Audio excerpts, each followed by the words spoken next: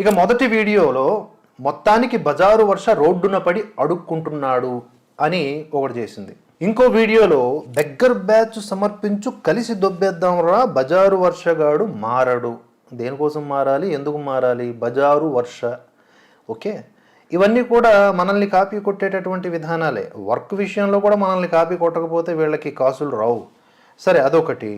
తర్వాత ఈవిడ థంబ్నెయిల్స్ ఏంటో బాబు ఇలా ఉన్నాయి. లంగా లల్లిగాడి కాల్ రికార్డ్ అంట. లంగా అంట.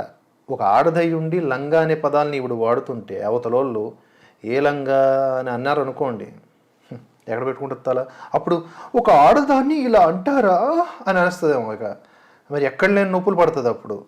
తర్వాత బ్లాక్ మెయిలర్స్, ధర్మం పేరుతో దోపిడీ వీడియో రికార్డ్ అని ఈ మధ్య థంబ్నెయిల్ రూట్ మారింది, ఎవడో సలహా ఇస్తుంటే అని అర్థమవుతుంది. కానీ ఏదేమైనా కూడా ఆ యొక్క అక్షరాలు అండ్ వీడియో రికార్డ్ అంట. అంటే ఈవిడే దగ్గరుండి తీసినట్లు. తీసింది రమణలాలు అని ఆయన చెప్పుకుంటున్నాడు కదా.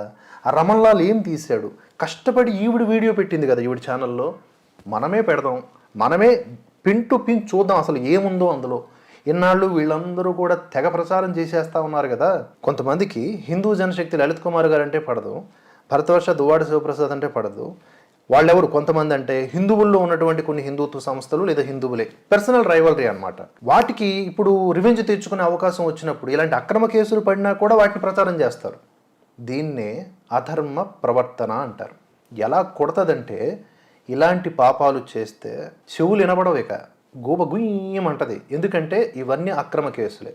రమణలాల్ పెట్టింది అక్రమ కేసే, రమణానంద పెట్టింది అక్రమ కేసే, సాయిబాబా వివాదంలో మీరందరూ కూడా మీ బ్యాచ్ పెట్టింది కూడా అక్రమ కేసులే.